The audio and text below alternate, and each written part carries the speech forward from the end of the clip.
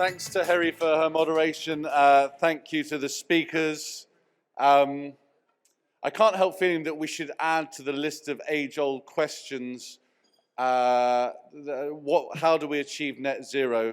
A list that includes things like which came first, the chicken and the egg, and also what do analysts do? And the amazing thing about that panel is we actually got partial answers to at least 2 out of 3 of those questions. We are now moving on to a hybrid session, and by having a hybrid session, this allows us to bring in speakers representing the sustainability efforts of both China and Japan, which we're very proud to do. For the time being, let me welcome to the stage our moderator, who is Tamara Singh, who is a strategic advisor at OMFIF and an absolutely passionate advocate of sustainability and ESG, and hopefully with the wonders of modern technology, we will see on our big screen Ma Jun, who is the founder and president of the Institute of Finance and Sustainability and chairman of the Green Finance Committee of China, and Satoshi Ikeda, who is Chief Sustainable Finance Officer of the Financial Services Agency of Japan. The title of this session is Global Perspectives, the Role of Government and Policymakers in Driving Transition Finance. I'm really looking forward to this one. Tamara, over to you. Thank you, Clive, and thank you everyone for being in the room with us today, and to our 2 speakers on screen.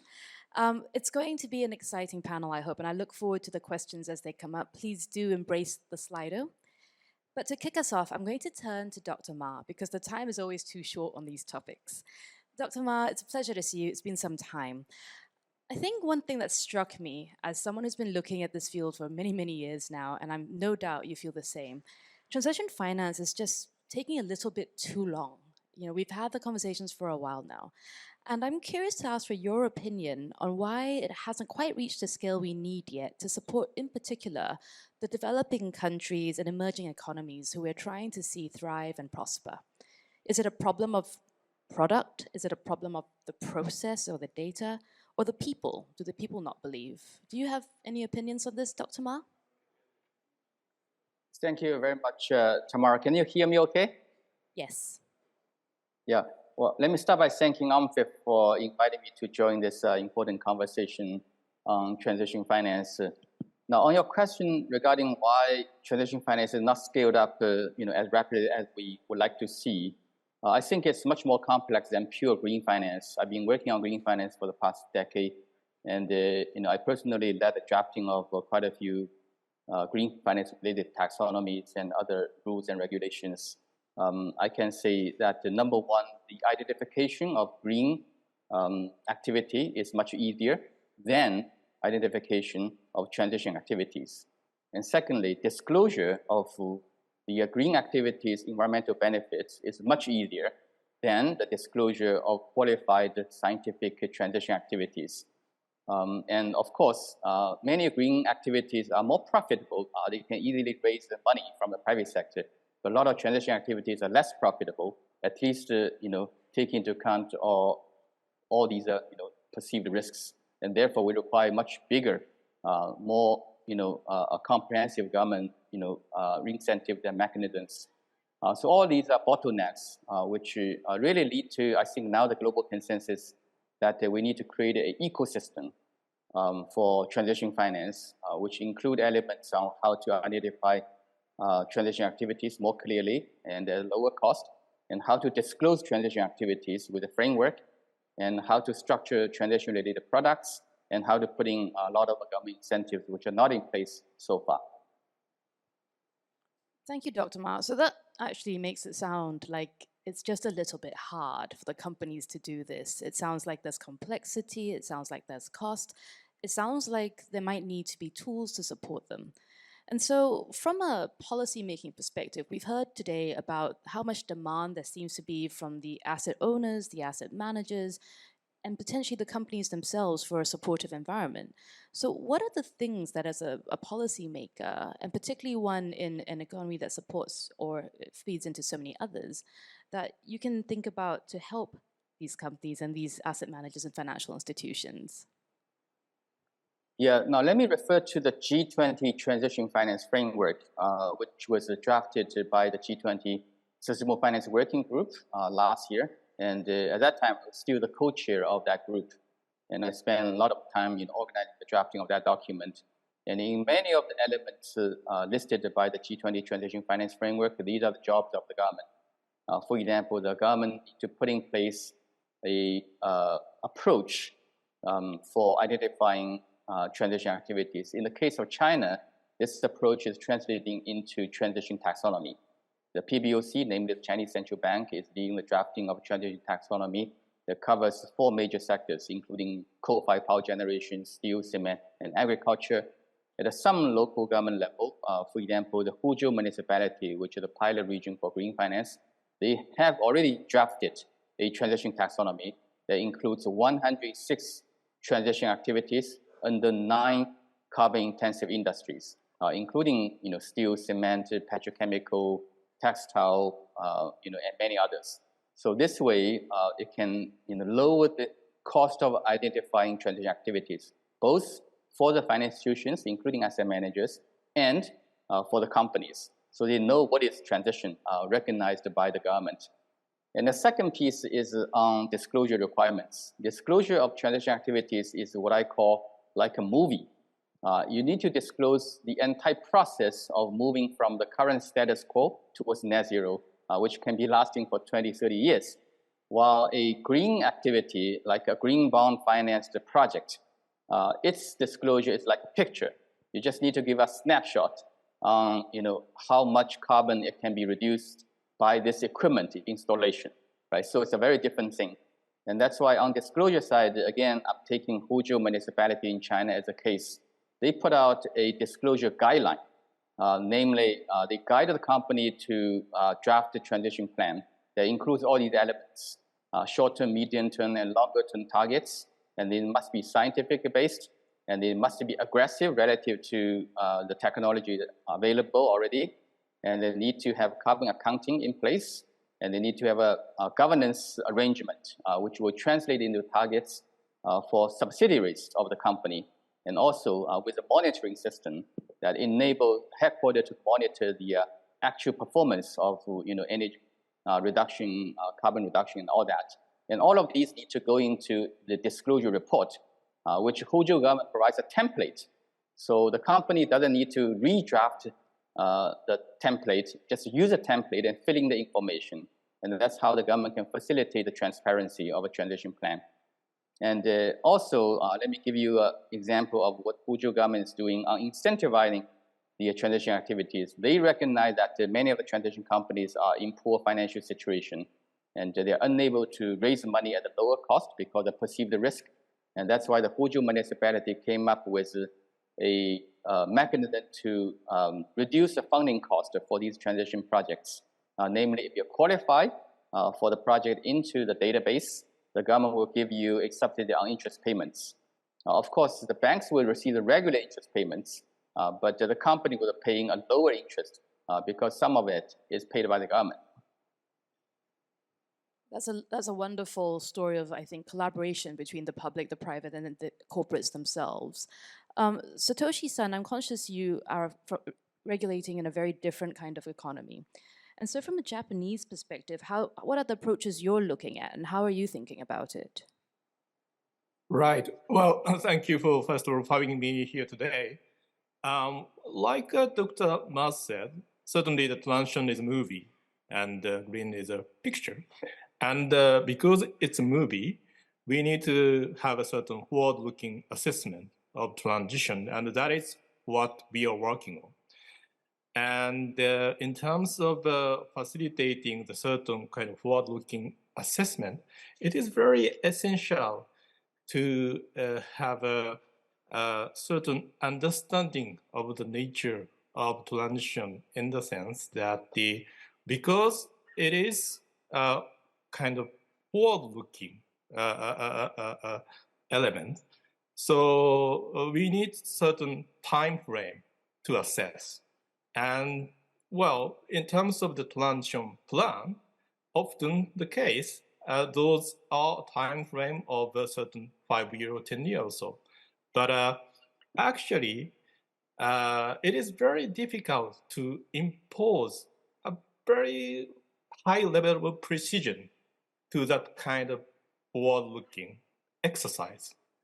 And so we need to have a certain leeway around assessing the kind of the alignment with net zero or the alignment with 1.5 degree pathway. So in that sense, I think we need to emulate a certain earning system right now, the system for earning plan, earning forecast, and earning report. And in that sense, because earning will, investors will not read about that, if certain earnings plan will fail to deliver because it's a 10-year plan and a 5-year plan. So there is certain uncertainty. But certainly earning forecast, which is usually a time frame of 1 year or so, if that betrays the expectation of investors, then that will certainly move the share price of the company, if that is the case. And so we need to treat the transition in the same way as we treat earnings. So we are moving toward the system that the transition will be treated like earnings. And that is very important vision we should share in terms of putting in place a certain ecosystem for transition finance, because often the case, investors are very reluctant to go for the transition finance activity because going for that kind of transition will be criticized by its greenwashing. But we need to have a kind of diverse views of transition and ensure that risk-taking for certain transition will be assessed, updated annually. So annual update and assessment is very important element in putting in place transition finance framework going forward. Thank you. And that's very consistent, I think, with the idea that transition factors are not a separate asset class. It's part of the way of doing business that we expect from businesses as part of their business as usual. And that is, again, consistent with the words, what we heard earlier on from the man from Fidelity, around how it's really up to us to help businesses progress rather than simply report. One of the things I'm curious about, though, is as we think about this integration of behaviors and the normalizing of transition behaviors in particular, how do you see the idea of interoperability and the convergence of expectations globally coming together so that it is a question of we have a consistent action, a behavior that's accepted and gives us the flexibility to have misses in earnings or sustainable outcomes in 1 year with the view that it's a longer term game? Yeah, certainly. So for ensuring a global interoperability, shared vision is very important. And right now, well, for example, ICMA produced a climate transition finance handbook. And Japan also put forward the climate transition finance guidelines. And now G-funds put forward certain transition finance strategies, and the UK come forward with the TPT, disclosure framework for transition plan. That now focuses on the plan. So it's a 10-year plan or 5-year plan. But in going forward, bringing in the ISSB and the certain reporting standard setter, and to set that ecosystem of transition plan, transition forecast, and transition reporting. And so that investors can, periodically check the progress made by the company who committed the transition to net zero.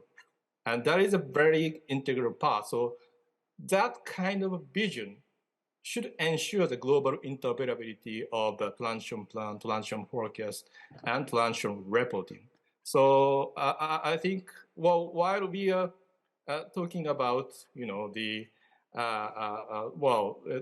how we should disclose transition plan, but in the end, that is a 5-year plan, 10-year plan. We could not impose the impossible by asking a very precision or for that kind of planning. it needs to be annually updated. Otherwise, well, investors cannot go for that risk taking of which transaction will be successful. Well, investors will have could have very different views of transaction, and having certain diverse views around transaction is very critical in driving this transaction finance going forward. So I believe that for the interoperability, that kind of shared vision, that allowing certain risk-taking for transition through that the system of transition plan, forecast, and transition reporting, as we do as for the earnings. Thank you. I think if we consider the tendency towards convergence that we're starting to see emerge, the other things that we're seeing commonality in globally is the idea that we're coming to a bit of a precipice in terms of how the world is performing globally in terms of growth and the need to help our businesses and our economies prosper. At the same time, we're trying to take measures and steps to progress transition where historically there's been almost a counter move to it. Some of the steps we have to take are not viewed by the short-term markets and the sentiment-driven markets in particular as being helpful for finance. One of the things I'd love to hear from both of you, if that's possible, is if you have an economy who needs to balance transition with the idea of growth and the way we're looking at transition right now, what are the steps that you can take as policymakers or as leaders to help progress and prosperity? If I could direct that to perhaps Dr. Ma, given that China has such a critical role to play in delivering net zero to begin with. Sure. Well, thank you very much. I think to convince more countries that transition is actually good for the overall economy, good for long-term growth, good for job creation, you really need to demonstrate. I think in the past few years, we do see the demonstration in real economy within China. China announced the carbon neutrality goal back just 3 years ago, and the last 3 years you see tremendous growth of sectors such as renewable energy, electric vehicle, battery, and so on. In fact, China has become the largest renewable producer, the largest EV producer, largest battery producer, just in the last 3 or 4 years.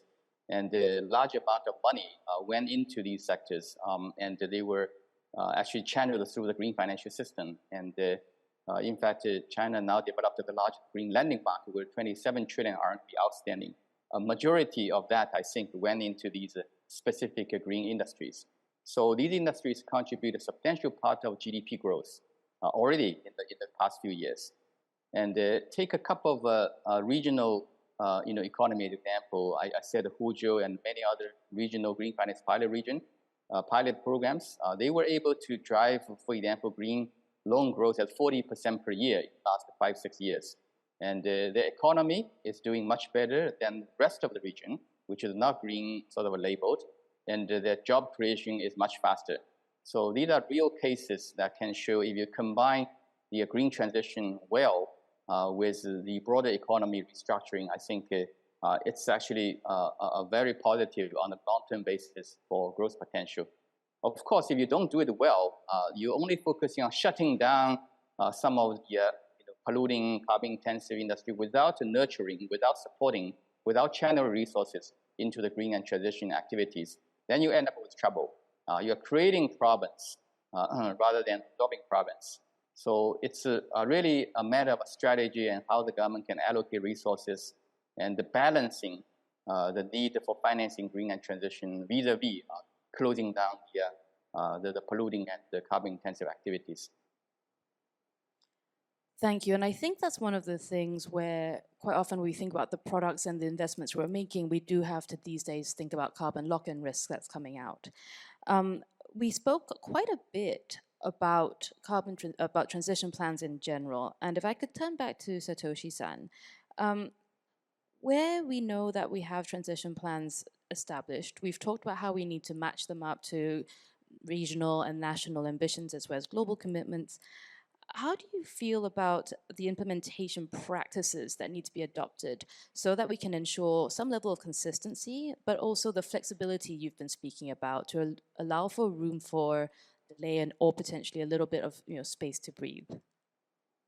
Right. Well, it really depends on the what segment of investors and issuer financing companies will addressing, because at the end of the day, it is all about finance.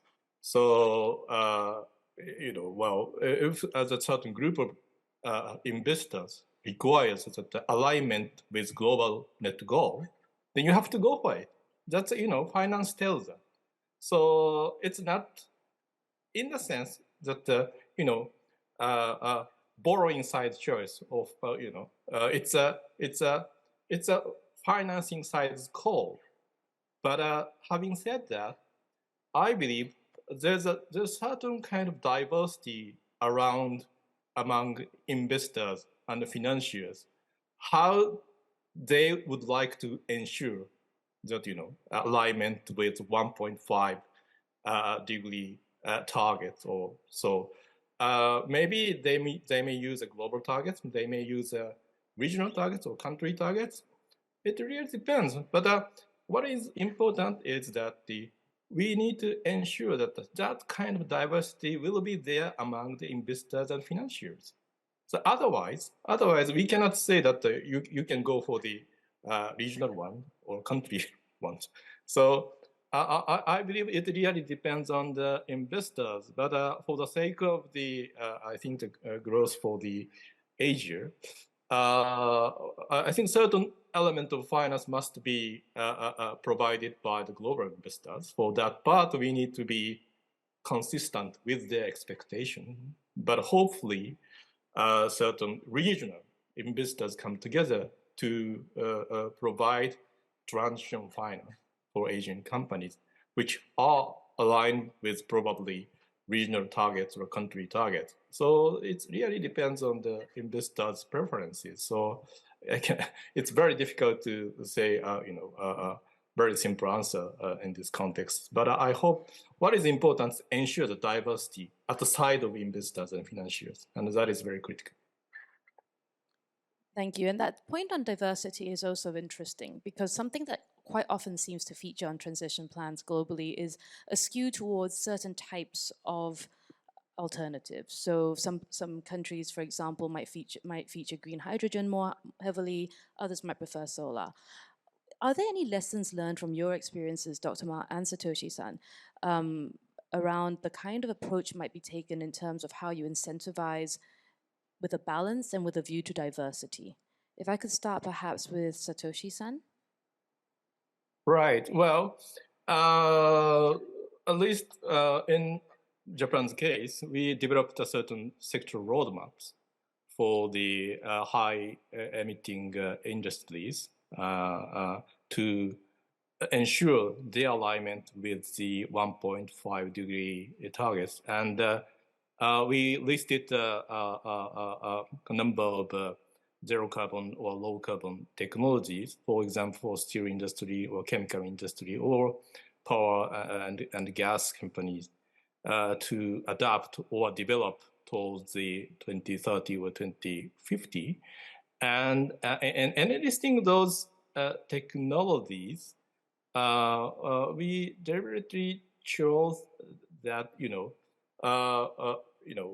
well, there are some controversial technologies, but as long as certain group of investors believes or be convinced that certain technology can deliver what it promises, then we should not exclude that. And so, although we listed many technology, but we didn't say that it's exhaustive list. So we allow that if it is proved by the company, and if the company can convince investors to go for that kind of technology, that's okay. So that kind of mechanism is very, I think, important to allow certain diverse views among the investors. Thank you. It's interesting because in the climate tech space especially, we often hear about what the VCs and private equity firms sometimes call the valley of death, where at certain funding levels, the ability to access finance just really drops off. And so that need for diversity, as we see good technology potentially withering on the vine, as the businesses that own the IP may not get the financing they need to thrive, how can we protect the technologies that are developing? Creating diversity in our ecosystems of investment will obviously help with that. Dr. Ma, how do you think about the idea of diversifying the nature of transition in China? Yes, I earlier mentioned the transition taxonomy, which is now being drafted by the central bank, and also which was done and published by some of the local governments in China. Actually, our transition taxonomy would take an approach which is what I call inclusive, meaning they are not exclusive. They are largely based on the 1+N roadmap, which is published by the national government already. One is a national roadmap for transition for net zero, and N are the 50-something roadmaps for each industry, which were published by the 9 ministries. So we have one roadmap for petrochemical, one roadmap for steel, one roadmap for cement, and many of these were taken by the central bank to draft their taxonomy, which is a list of many of the technologies available for transition, and taken by some local governments, which they consider are relevant to their particular region's economy. But at the end of each taxonomy, it allows other technologies which are not listed in this list, which means that if the company and the finance believe that other technologies are able to achieve similar carbon neutrality effect, and you get reasonable sort of assessment by third-party opinion, then you can also include that as a qualified transition activity. So the taxonomy is not exclusive. A taxonomy approach can be combined with a principle-based approach, which applies to, I think, many other options. But of course, the usage of the flexible part is sometimes a little bit more costly, because you need to go to the third party and get sort of official opinion, assessment from these specialty agencies. While for many other items, which are already recognized clearly at the national roadmap, and these are much easily identified in the taxonomy and can help reduce the cost of identification for both bankers and for the project owners. Thank you. So apart from the diversity aspect, what I'm hearing here as well is a focus on having the room for new developments in science and to maintain that science-backed approach as we move forward over the years. I'd like to remind the audience that we are taking questions, and so please do feel free to contribute to the Slido. The QR code is still on screen. So I'd like to understand right now, if we think a little bit more about that valley of death I alluded to earlier, where the private sector and the public sector potentially have a role to play. How is it that you think about working together and collaborating? We've had some great examples already. What kind of steps are both of your agencies taking to proactively work with private institutions? If I could start with Dr. Ma. Yeah, I think pilot projects are a great way of, involving both public and private sectors. Meaning the government come up with some principles and guidelines for encouraging private sector financing. Then the private sector need to be responsive, saying, I can organize a few companies to test it out. For example, in some of the regional pilot programs, they organize the steel company, cement company, textile company to come up with the first transition plan as a demonstration for the rest of the industry. And then the government, probably subsidize the financing a little bit and making them more achievable, more financeable, which will demonstrate to other players in the same industry, saying, hey, this is actually not as difficult as I thought, and it will boost confidence for many other players, many other companies participating into the game. Thank you. We have questions from the audience, and I'll direct this one to Satoshi-san. Going back to the point Dr. Ma just made around incentives, the question is, should governments be paying more for the transition compared to private actors? How do we unlock concessionary capital from governments, and particularly to emerging economies? Right. Well, first of all, the Japanese government's plan is to spend 20 trillion yen for facilitating the kind of new investment into the zero carbon and low carbon technologies. So that is a seed money. And by putting that seed money, we hope to bringing in private sector money of 130 trillion yen. So that's a leverage of obviously around 7 times or 8 times. So, with that kind of incentive mechanism, we hope to bring many kind of climate transition activity will flourish. And in addition to that, we are planning to establish the Asia Green Transformation Consortium.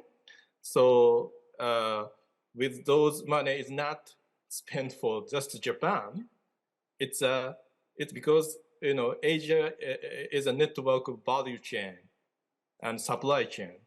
So in order for the companies operating in Asia, we will rely on certain decarbonization efforts in other countries in the region. So that money will be spent for the sake of that kind of effort. So we try to create a certain consortium and to and assemble the cases around transition activities and try to find opportunities for transition finance. So that kind of business sector and finance sector and government sector collaboration in the whole region in Asia will be critical, and we are trying to push that efforts forward. Thank you. We have 2 questions on carbon markets, which I'll split between our speakers. The first is actually directed to Dr. Ma. And the question is, do you see a convergence in China's carbon markets with the global voluntary carbon markets so that we can drive further impact by unlocking capital? Yeah, as some of you know, China is relaunching its domestic voluntary carbon market, which is called CCER. And some of the documents outlining the regulations are already out, and I think others are going to be published very soon. And very likely, I think this voluntary carbon market domestically will be operational before end of this year. And potentially, the Chinese CCER market could be very large based on the design. And I think it's necessary to be connected to the rest of the world. And my personal view is that China should reference to the practice we already had in connecting the domestic stock market and bond market to the rest of the world through what we call Stock Connect and Bond Connect. And in the carbon case, I would call that a Carbon Connect, which may be using Hong Kong as a pathway through which foreign investors can participate in the Chinese CCER market in the future. That sounds exciting. I can't wait to see how that goes. The former COO in me is just looking forward to all the applications you're going to get. Satoshi-san, on the carbon policy, in your view, what's more effective? Industrial policies like the IRA in the US, or just putting a price on carbon through carbon taxes or the emission trading schemes? That's a very good question. And actually, that's the question I addressed in recently published article on the MIT Sloan Management Review. So I hope you will look at that. But the simple answer is both. So we need an industrial policy and so certain mechanism to incentivize companies to act on the certain climate goals.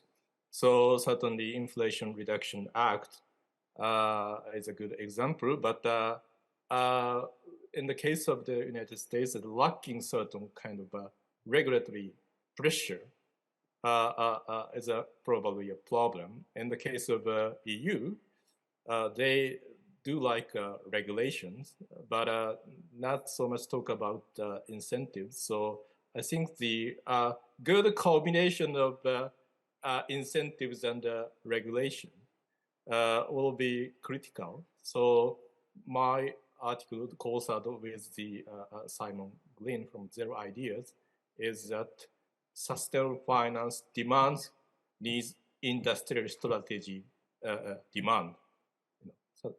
Transition finance supply needs industrial strategy demand. So there needs to be a certain supply and demand, and in demand side, we need both incentive and regulation. Thank you. With a minute and a half to go, I'm afraid I can't get to all the questions, but to close with one for both of you, starting with Dr. Ma, governments have had a powerful lever in incentives. What will it take for governments to remove incentives from fossil fuels and direct those to renewables instead? Dr. Ma? Well, there are many ways to sort of do that without causing too much of opposition. I think carbon market is probably one. It's essentially reallocating incentive, away from the carbon-intensive sectors and activities towards the guys that are reducing carbon more effectively.